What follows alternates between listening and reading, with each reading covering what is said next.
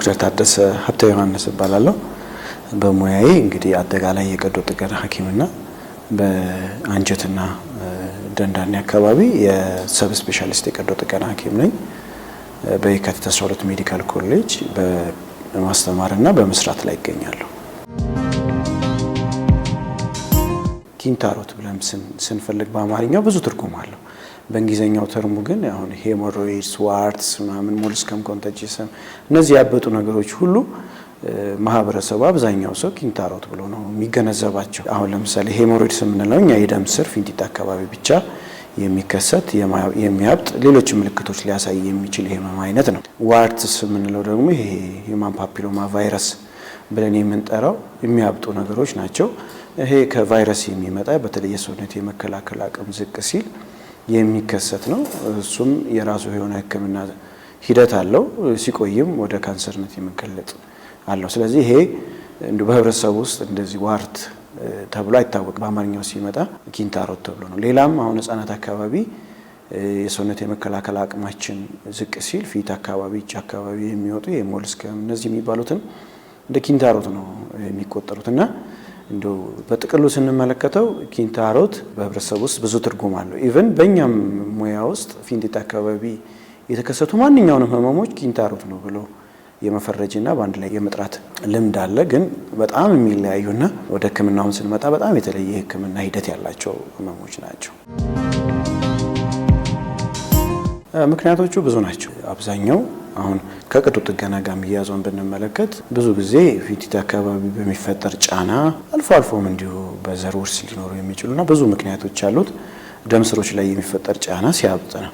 ዋርትስ ምናምን ብለን የምንጠራቸው እነዚህ አሁን ለምሳሌ ሰውነት የመከላከል አቅም ሂውማን ፓፒሎማ ቫይረስ በተለያዩ በአባላዘር በሽታ እንደ አባላዘር በሽታ ብንቆጥራቸውም በግንኙነት በመሳሰሉት ነገሮች የሚተላለፍ የህመም አይነት ነው። እነዚህ ሞልስከም ሌሎችም አካባቢ የሚወጡ ቆዳ አካባቢ አሁንም እነዚህ የሰውነት የመከላከል አቅም HIV ያለባቸው ሰዎች አካባቢ የሚከሰት ነው። ብዙ ጊዜ የሰውነት የመከላከል አቅማቸው ከፍ ሲል አብዛኞቹ ሰልፍ ሊሚቲንግ ናቸውና እነዚህ ናቸው።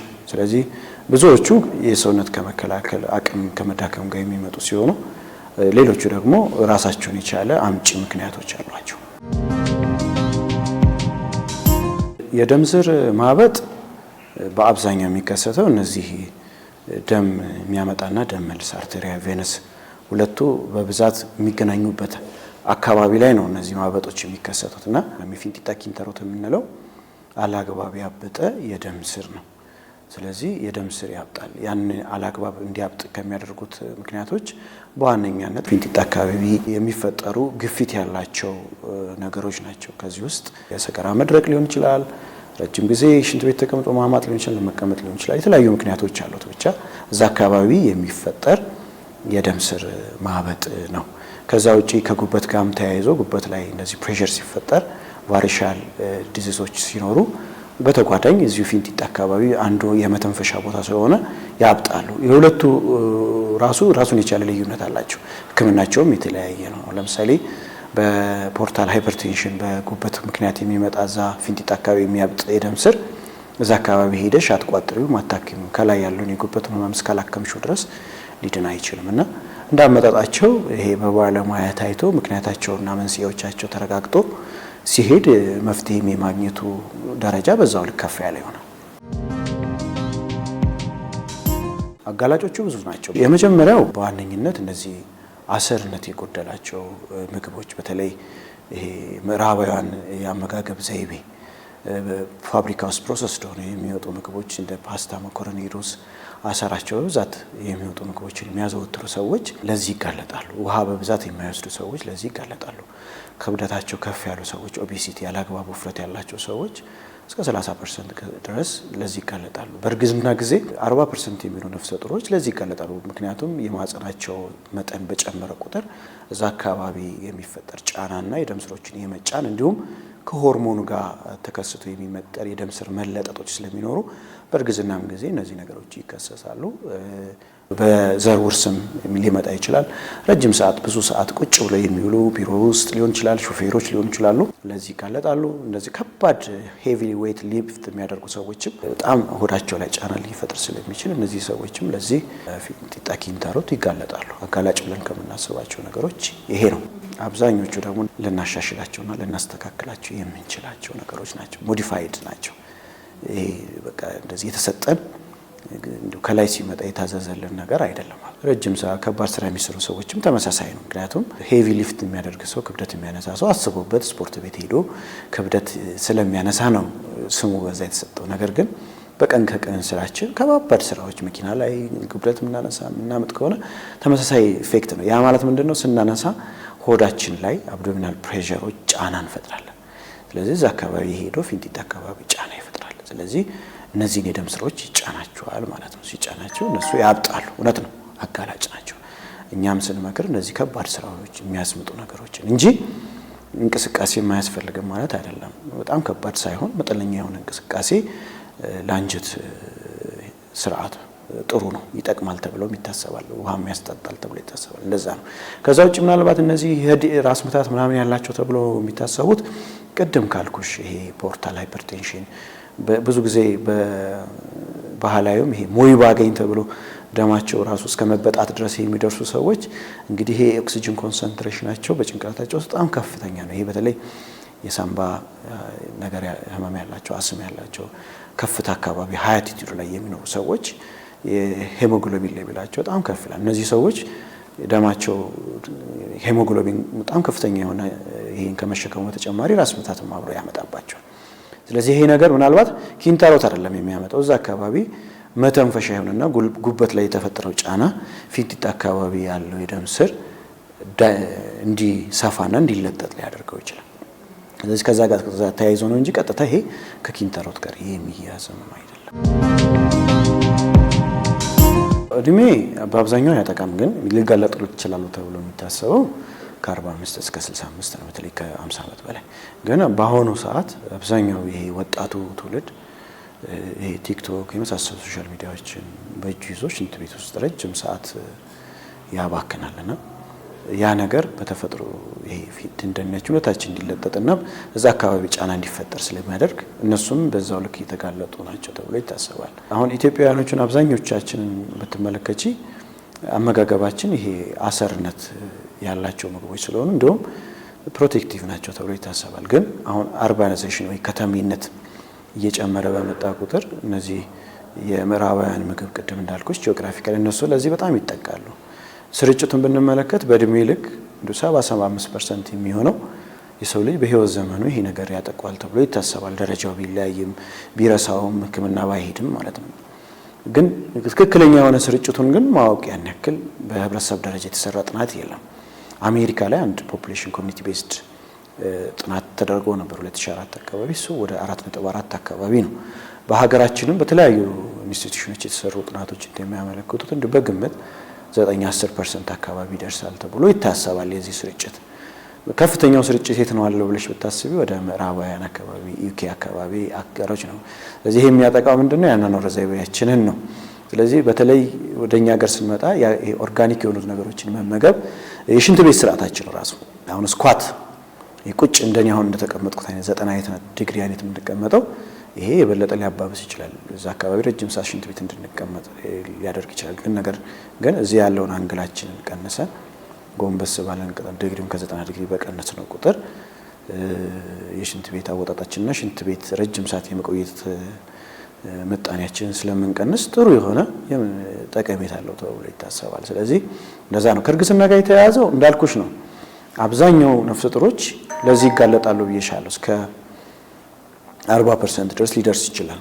ስለዚህ ምክንያታቸው እርግዝናው እስከሆነ ሆርሞኑ እስከሆነ ድረስ ምናልባት ከወለዱ በኋላ ሊስተካከል ይችላል ተብሎ ይታሰባልና አብዛኛው ሕክምና የሚያተኩረው ወደ ላይፍ ስታይል ሞዲፊኬሽን ወይም ያናናር ዘይቤያቸውን እንዲያስተካክሉ፣ ኮንዘርቫቲቭሊ ውሃ በጣም እንዲወስዱ፣ እነዚህ አሰርነት ያላቸውን ምግቦች እንዲጠቀሙ፣ በጨው ውሃ በመሳሰሉት ነገሮች ለተወሰነ በሙቅ ውሃ እንዲዘፈዘፉ ነው የምናደርጋቸው። የተወሰኑ መድኃኒቶች አሉ፣ ግን አብዛኞቹ መድኃኒቶች እና የቀዶ ጥገና ሂደቶቹ ለጽንሱም የሚኖረው የጎንዮሽ ተጽዕኖ ከፍተኛ ስለሆነ በብዛት አንመክርም እና አብዛኛውን ጊዜ ከወለዱ በኋላ ይስተካከላል። ቢመለስ እንኳን ከኪንታሮት ጋር የመጣ እንደው ምናልባት አብጣ ልትቀር የምትችል ስልስ የሆነች ስጋ ፊንጢጣ አካባቢ ሊቀር ይችላል እንጂ ያን ያክል ወደ ከፍተኛ ቀዶ ጥገና የሚያደርሳቸው ነገር ብዙ አይኖርም።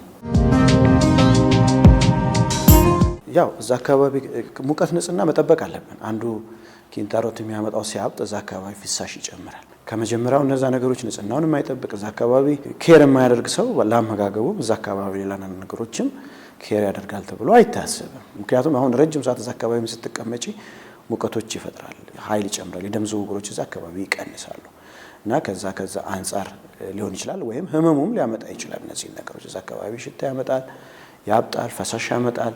በይበልጥ እንዲታጠብ ነው የሚመከረውና እንዲያደርቀው እዛ አካባቢ ደረቅ መሆን አለበት። ንጽህናቸው መጠበቅ አለባቸው። እንደዛ ካልሆኑ ጥሩ አይሆንም። ለሌሎችም ከኪንታሮትም በዘለለ ሌሎችም ህመሞች ይጋለጣል። ምክንያቱም አንድ ሰው እዛ ንጽህናውን ካልጠበቀ ያካል፣ ያሳክከዋል፣ ሲያክ ይቆስላል። ሲቆስል መግል ሊይዝ ይችላል፣ ክራክ ሊያደርግ ይችላል፣ ፊስቱላ ሊፈጥር ይችላል። ብዙ ነገሮች ይመጣሉ።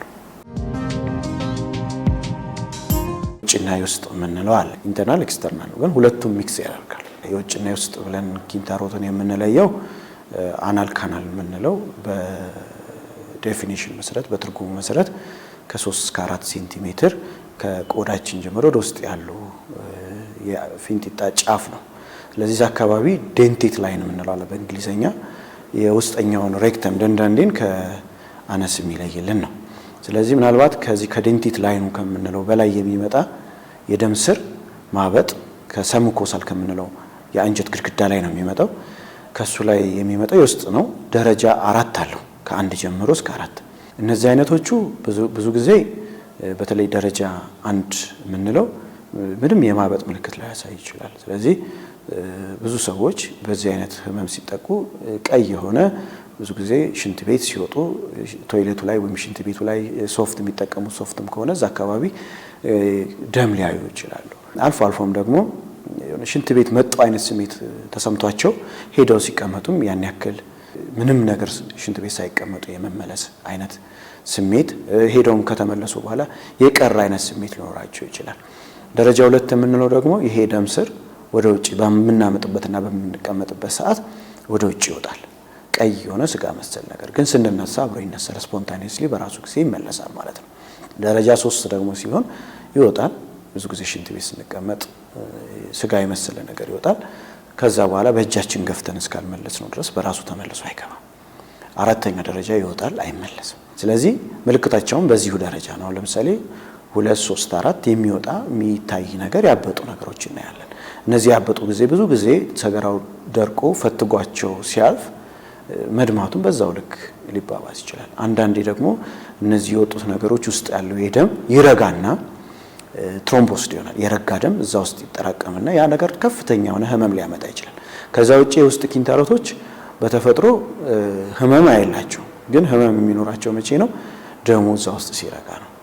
ከዴንቴት በላይ ያልኩሽ የውጭ ኪንታሮት የምንለው ግን ብዙ ጊዜ የሚታይ ያበጠ ነገር ይኖረዋል። ከቆዳችን ጋር የተያያዘም ስለሆነ ከፍተኛ የሆነ ህመም ሊኖራቸው ይችላል። ሁለቱም ብዙ ጊዜ እዛ አካባቢ የሆነ ንፍጥ መሰል ፈሳሽ ማሳከክ አይነት የቆየ ሲመጣ እንደዚህ አይነት ባህሪዎች ይኖራቸዋል።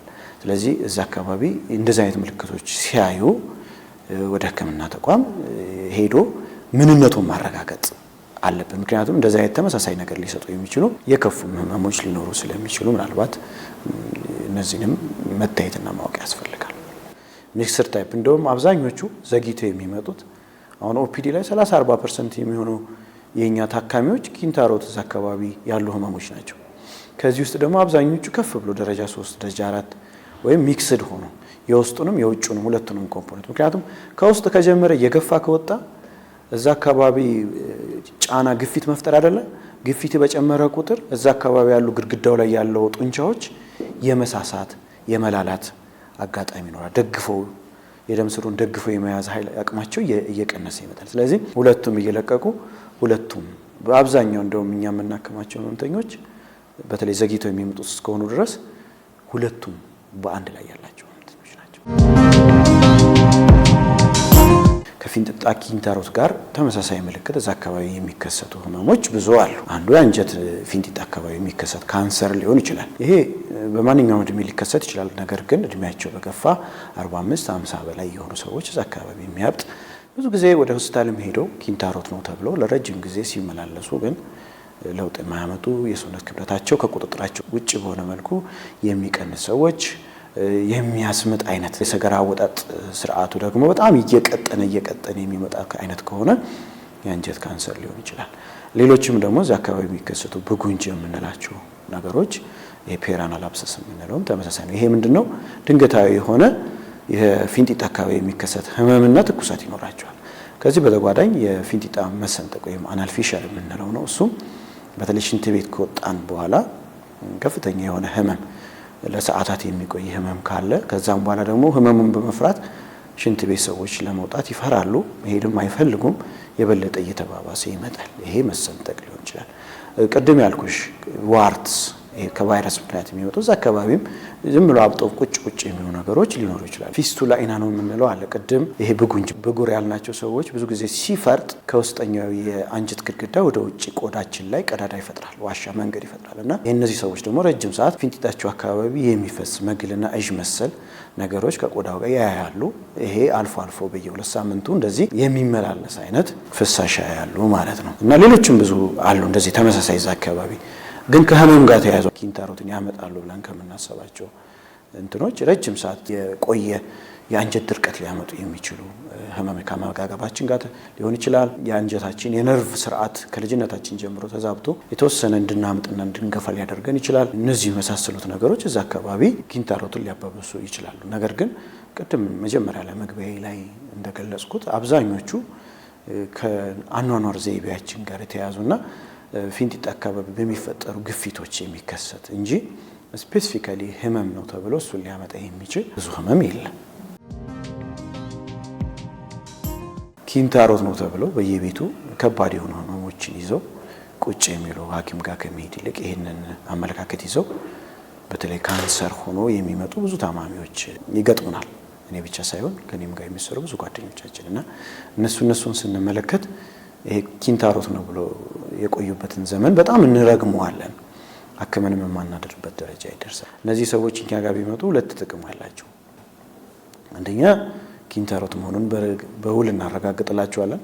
በሁለተኛ ከዚህ ጋር ተያይዞ ተመሳሳይ የሆኑ ህመሞችንም ለይተን በወቅቱና ሰዓቱን በጠበቀ በቀዶ ጥገናና በተለያዩ መድኃኒቶች መታከም ያለባቸውን ህመሞች እናከማቸዋለን። ምክንያቱም ፊንጢጣ አካባቢ ስንመለከት እንግዲህ በላይ ባፋችን እንበላለን።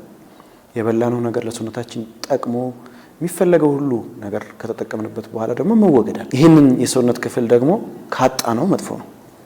ምክንያቱም ይጎዳል። በኢንፌክሽን ብንለው ፊንጢጣችን ከቁጥጥር ውጭ ሊሆን ይችላል። ህመም ሊኖር ይችላል፣ ሊጠብ ይችላል። በተለያዩ ህክምናዎች መቆጣጠር ሊያቅተን ይችላል ሰገራ። ስለዚህ እነዚህ ነገሮች ከህብረተሰቡ ጋር የመኖር ልማዳችንን በጣም ያራሩቁናል። ተገልለን ዲፕረስድ ሆነ ሌሎችም የአእምሮ ህመሞች ተጋልጠን ቀሪ ዘመናችንን እንተናለን። ስለዚህ እኔ ወደ ህክምና የመምጣት ባህላቸው ቢኖር ጥሩ ነው። አትሊስት ተመርምረው ያውቃሉ፣ ይታከማሉ። አብዛኞቹ የኪንታሮት ህመሞች ያን ያክል ሮጥን ወደ ቀዶ ጥገና አንሄድም። በአኗኗር ዘይቤ፣ በምክር፣ በአመጋገብ በመሳሰሉት ነገር ነው ልናስተካክላቸው የምንችለው። አሁን አንዳንዴ ወደ ህክምና መሄድ ሁሉም ቀዶ ጥገና መደረግ የሚመስለው ሰው አለ። አይደለም። አብዛኞቹን እንደውም ኪንታሮት ከሆነ ስፔሲፊካሊ ኪንታሮት ከሆነ የምናክማቸው ያለ ቀዶ ጥገና ነው። እንዴ ቀዶ ጥገና ያደርሳል ብለን ከምናስባቸው መንስኤዎች አንዱ ደረጃ 4 ውስጥ ሆኖ ትሮምቦስ ዶኖ ህመም ካላቸው ከደማ እነዚህ የመሳሰሉት ነገሮች እና በጣም ካሰቃያቸው ስለዚህ ወደ ህክምና ቢመጡ አትሊስት በእውቀት ላይ የተመሰረተ ህክምና ነው የሚያገኙት። አብዛኞቹ ደግሞ ኮንዘርቫቲቭ ትሪትመንቶች ወይም ሜዲካል ትሪትመንት ወይም ላይፍ ስታይል ሞዲፊኬሽን የምንላቸው ህክምናዎች ናቸው እና ወደ ህክምና መምጣት አለባቸው። አለመመገብ ከሌለብን ወይም ማዘውተር ከሌለብን ምግቦች ሊጀምር። የመጀመሪያው እነዚህ አሰርነታቸው የወጡ ምግቦችን ማዘውተር። ለምሳሌ ቅድም እንዳልኩሽ ፓስታ፣ መኮረኒ፣ ሩዝ አብዛኞቹ ቶሎ ስለሚደርሱ ፈጠን አድርገው ፓክ አድርገው ይዞ መሄድ ስለሚፈልጉ ያዘወትሯቸዋል። ለዚህም ይገለጣሉ። የቢሮ ሰዎች በተለይ ይሄንን ምግብ ይዘው መጥተው ረጅም ሰዓት ቢሮ ውስጥም ተቀምጠው ውሃም ሳይጠጡ እነዚህ ነገሮች ተደማምረው ለዚህ ይጋለጣሉና አትሊስት እነዚህን ማስወገድ አለብን። ስጋ የመሳሰሉት ነገር፣ ውሃ፣ ፈሳሽ ነገሮችን አለመውሰድ።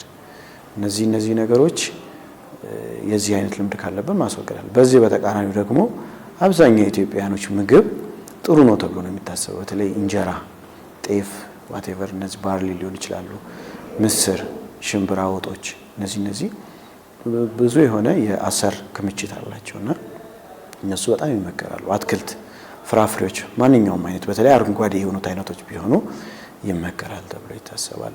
ከዛ ውጪ ሰፕሊመንቶችም አሉ እንደ ሳይለም ሳክ የሚባሉ ግን ይሄ በትሪትመንት ደረጃ ነውና አንድ ሰው በቀን ውስጥ ከ25 እስከ 40 ግራም የሚደርስ የፋይበር ወይም የአሰርነት ባህሪ ያላቸው ምግቦች መመገብ አለበት። ይሄ ሲባል እንለካለን ማለት አይደለም። ይሄን ግራም ግን ቁርስም ላይ ምሳም ላይ ራትም ላይ የነዚህ ምግቦች መጠን በበዛ ቁጥር ከሚጠበቀው በላይ እነዚህ ምግቦች የማግኘት ፋይበር የማግኘት እድሉ በጣም ከፍተኛ ነው። ግን ይህንን ፋይበር ያላቸው ምግቦች ብቻ መውሰዱ ከኪንታሮትም የሚያድናል ማለት አይደለም። ፋይበር ስንወስድ ደግሞ ከፍተኛ የሆነ ውሃ፣ ፈሳሽ መውሰድ መቻል አለብን። ምክንያቱም ካልወሰድን ጉዳታቸው ደግሞ ያመዝናል። በሰውነቶች ውስጥ ያለ ውሃን መጠው እኛን ደግሞ ለሌላ ችግር ያጋልጡናል እና በዚህ ረገድ ነው አመጋገባችንን ማስተካከል መቻል አለብን። ጾመንም ቢሆን ብዙ ሰዎች ከጾሙ በኋላ የሚበሉት ምግብ ዳቦ፣ እነዚህ ከሆኑ ጥሩ አይሆን። ቀስ እያለማመድ ነው አንጀታችን። በዛው ልክ ፈሳሽ በደንብ እየወሰድ ለአንጀታችን የሚጠቅሙ ምግቦችን እየመረጥን መውሰድ መቻል አለብን። ስጋና ስጋ ነክ የሆኑ ነገሮችም የሰገራም ያደርቃሉ፣ ለአንጀት ካንሰርም ያጋልጣሉ። ስለዚህ እነዚህን ነገሮች በተለይ ደግሞ ስጋ ይሄ የተጠበሱ ስጋዎች፣ ፋብሪካ ውስጥ ገብተው የወጡ ነገሮች፣ ፕሮሰስድ የሆኑ ነገሮችን ማስወገድ መቻል አለብን። እዚህ ሐኪሙ ጋር መጥቶ አትሊስት ማድረግና መደረግ የሌለበትን ባህሎችና ልማዶችን እንኳን ሰምቶ መምጣት ይሄ ከትልቅ ነገር ነውና ተመርምሮ ደረጃው ከታወቀ በኋላ ነው የሕክምናቸው ደረጃዎችም የሚታወቁት። አሁን ደረጃ 1፣ ደረጃ 2 ቀለል ያሉት ደረጃዎች ምናልባት ያንኗር ያመጡብን መንስኤው ምንድን ነበር? ይሄን ኪንታሮት ያመጣው ወደኛ ሲመጣ እኮ ሁሉም ኪንታሮት በቃ ቀዶጥ፣ ሁሉም ኪንታሮት መድኃኒት፣ ሁሉም ኪንታሮት ያስፈልገዋል ተብሎ አይታሰብም። በዛ ሰዓት በዛ ወቅት ይሄንን ነገር ያመጣበት ጊዜያዊ ነው፣ የቆየ ነው፣ አዲስ ነገር ነው። እርግዝና ከሆነ እርግዝናው ሲወለድ ሊስተካከል ይችላል እንጂ እንደው ቀጥታ እርግዝናውን አቋርጦት አይባልም። ምናልባት በዛ ወቅት የሰገራ መድረቅ ለተወሰነ ወይም ተቅማጥም ሊሆን ይችላል። በነገራችን ላይ ስለሚያስመጣ ሽንት ቤት ተቅማጥ ይዞታውን ኪንታሮት ቢባስበት ተቅማጥ ያመጣበት ምንድን ነው? አመጋገብ ነው ወይ? የተመረዘ ምግብ ነው ወይ? የባክቴሪያ ኢንፌክሽን ነው ወይ? ፕሮቶዞዋል ኢንፌክሽን ነው ወይ? የሰገራ ምርመራ ተደርጎ እነዛኞቹን ዋኖቹን መንስኤው ሲታከም ተቅማጡ ሲቆም ያያበጠው ነገር ወደ ቦታው ይመለሳል። ሕክምናም ላይ ያስፈልገው ይችላል። የሰገራ መድረቅ ከነበረ ምክንያት ያመጣውና መንስኤው የሰገራ መድረቅ መንስኤዎችን በተለያዩ አጋጣሚዎች እንመረምራለን፣ እናውቃለን፣ እሱ እናክማለን። ሰገራውንም የሚያለሰልስበት መድኃኒት እንሰጠዋለን። ስለዚህ እሱን እያገዝ ነው። እሱ ደግሞ ቅድም ባልናቸው ሌሎችም የሚያመጡ የቢሮ ባህሪ፣ የስራው ባህሪ እነሱ ነገሮች እንደ በተቻለ መጠን እንዲቀይር ኮንዘርቫቲቭ ትሪትመንት የምንላቸው ወደ እሱ አካባቢ እንሄዳለን። አሰርነት ምግብ የሌላቸው ምግቦች የሚያዘወትር ከሆነ ፋይበር ዳይት እንዲመጥ ቅድም የነገርኩሽን ምግቦች እንዲያዘወትርና በምን አይነት አግባብ ሽንት ቤት ውስጥ እንዴት መቆየት እንዳለበት፣ እንዴት ማስለመድ እንዳለበት ምክር አገልግሎት ያገኛል። ከዚህ በተጓዳኝ ልኩሽ ሌሎች መድኃኒቶችም ሊሆኑ ይችላል። መድኃኒቱ ካስፈለገው ብቻ የሚቀቡ አሉ፣ በፊንጢጣ የሚገቡ አሉ፣ የሚዋጡ አሉ። እነዚህ ነገሮች አይነት አላቸው። ማስታገሻ ያላቸው አሉ። ለሚያሳከከው ማሳከኩን ሊቀንስለት የሚችል የመድኃኒት ባህሪያቶች አሉ። ስለዚህ ሰውየው ሲነግረን የባሰው ህመሙ ነው፣ ማሳከኩ ነው፣ ፈሳሹ ነው። በእነዚህ መሰረት የሚመረጡ የመድኃኒት ሁሉም መድኃኒቶች የኪንታሮት መድኃኒቶች አሁን ሄዶ ፋርማሲ ላይ ስጠኝ ቢባል አይሄድም። የሐኪም ጥቅሙ እዚህ ነው።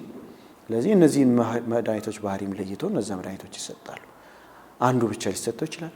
2 መድኃኒቶች አንድ ላይ አድርገሽ ልሰጪው ትችያለሽ። በተጓዳኝ ደግሞ እነዚህ ሲትባስ ውሃ እንዲወስድ በጣም በቀን ውስጥ ከ2 ሊትር በላይ እንዲወስድ ከ10 እስከ 15 ከ15 እስከ 20 ደቂቃ በቀን 2-3 ጊዜ ለብ ባለ ውሃ እንዲዘፈዘፍ እዛ አካባቢ ያለው የደም ዝውውር የመዳን እድሉ እንዲጨምር እንደዚህ ያደረግን እንሄዳለን። ይሄ ለራስ ትልቅ ክብር ከሚሰጥባቸው ቦታዎችም እነዚህ አካባቢ በተለይ ሰው የማያን አካባቢ መሆን አለባቸው ብዬ ነው እኔ ማምነው። የሚያየውንማ ሰው ይነግረናል ብዬ አስባለሁ። ከዚህ በተጓዳኝ አሁን ደረጃቸው ቅድም እንዳልኩሽ 2-3 የሆኑትን ነገሮች ሌሎችም ህክምናዎች አሉ። ረበር ባንድ፣ ኦፊስ ቤስድ የሆኑ ቀዶ ጥገና ትልቅ ማደንዘዣ ሳይወሰድ ሊታሰሩ የሚችሉ መድኃኒቶች አሉ። እነሱ ይደረጋሉ። ደረጃ 3-4 የደረሱና መድማት ያላቸው እነዚህ ትልቅ ቀዶ ጥገና የሚያደርጋቸው ደግሞ ወደ ኦፕሬሽን በማደንዘዣ አድርገን ሄሞሮይደክቶሚ የምንላቸውን ህክምናዎች እንሰጣለን። ስለዚህ ደረጃው ከፍ ባለ ቁጥር ህክምናው በተባባሰ ቁጥር በሌሎች የህክምና አማራጮች ማዳን ካልቻል ነው ወደ ቀዶ ጥገና የምንሄደው። ያ ቀዶ ጥገናም ቢሆን የሚወጣውንና የማይወጣውን እንሄዳለን። አብዛኞቹ ኪንታሮት ያለባቸው ሰዎች ወደ ባህላዊ ህክምና ይሄዳሉ። ዘመናዊ ህክምና ብንሄድ ይተካል፣ እዚህኛው አይተካም፣ እዚህ እንዲህ ስለሆነ ነው ከሌ እንዲህ ነው የሚሉ ነገሮች አሉ። የመጀመሪያው ነጥብ ያው መንግስት ዘመናዊ ህክምናና ባህላዊ ህክምናን ኢንተግሬት አድርጎ ጀምሯል። በደንብ መሰራት አለበት ብዬ አስባለሁ። ምክንያቱም እነዛ መድኃኒቶች እኔ አያድኑም እያልኩሽ አይደለም፣ ግን ታውቀው በጤና ሚኒስቴር ተመዝግበው የታወቁ እጽዋትን የሚጠቀሙ ሰዎች፣ ኃላፊነት የሚወስዱ ሰዎች ከዘመናዊ ህክምና ጋር ተያይዘው ቢያክሙ ለውጥ ሊያመጡ ይችላሉ፣ እኛንም ሊጠቅሙ ይችላሉ ብዬ አስባለሁ። ነገር ግን በስመ ባህላዊ ደግሞ የማይታወቁ ሰዎች ያገኙትን አሲድም ይሁን ምንም ይሁን በአፍህ ውሰድ በፊንጢጣ አስገባ እያሉ ጥርግርግ አድርጎ እዛ አካባቢ ያሉ ኖርማሉንም የታመመውንም ያልታመመውንም ስጋ በጥስጥስ አድርጎ ይጥራል። እኛም ጋር ጠቦ ፊንጢጣቸው ጠቦ ሰገራ መቆጣጠር አቅቷቸው የሚመጡ ሰዎች አሉ። በዛው ልክም ድነው ቤታቸው የሚቀሩ ሰዎች አሉ። ይሄን ስልሽ ቅድም ያልኩት ነጥብ ኢንተግሬት እናድርግ ነው የምልሽ። ወደ ዘመናዊ ስትመጪ አትሊስት የደም ስሮች ናቸው ነግሬሻለሁ ቅድም። የደም ስሮች ደግሞ የሚበዙት እንግዲህ ክብ ነው ፊንጢጣችን አይደለ? በሰዓት ብንቆጥረው በእኛ ሰዓት አቆጣጠር 3 ሰዓት ላይ በግራ በኩል 7 ሰዓት ላይ እና 11 ሰዓት ሰዓቱን ብንመለከት የኔን ሰዓት ብትመለከቺ 3 ሰዓት አለ 7 ሰዓት አለ። እነዚህ ቦታዎች ላይ የደም ስሮች በጣም ይበዛሉ። ስለዚህ ካወጣንም ምናልባት በአንድ ጊዜ የታመሙት አንደኛው ሊሆን ይችላል። ስለዚህ እኛ ዘመናዊ ህክምና መጥቶ ስናክመው የታመመውን ነው እንጂ የምናወጣው ያልታመመውን አንነካም። ስለዚህ የታመመውን እናክማለን፣ ያልታመመውን ይጠቅማሉ። የደም ስሮች ይጠቅማሉ እዛ መኖራቸው።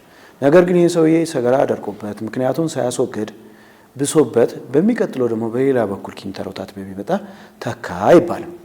ይህ ሰውዬ በራሱ ጊዜ አባበሶ ምክንያቱን ሳያስወግድ መጣ ነው የምንለው። ስለዚህ ይሄን ሮመር እንደዚህ አይነት አሉባልታዎችን ማስወገድ መቻል አለባቸው ብዬ አስባለሁ። እና በነገራችን ላይ የማዳን ውጤቶችን ብንመለከት ኮንዘርቫቲቭ ቅድም በአመጋገብ በመሳሰሉት ነገር ከ50 እስከ 70% ሰዎች ይድናሉ። ግን ስቲል 30 እስከ 50% ድሮች ወደ ሌላው ህክምናዎች ሊሄዱ ይችላሉ።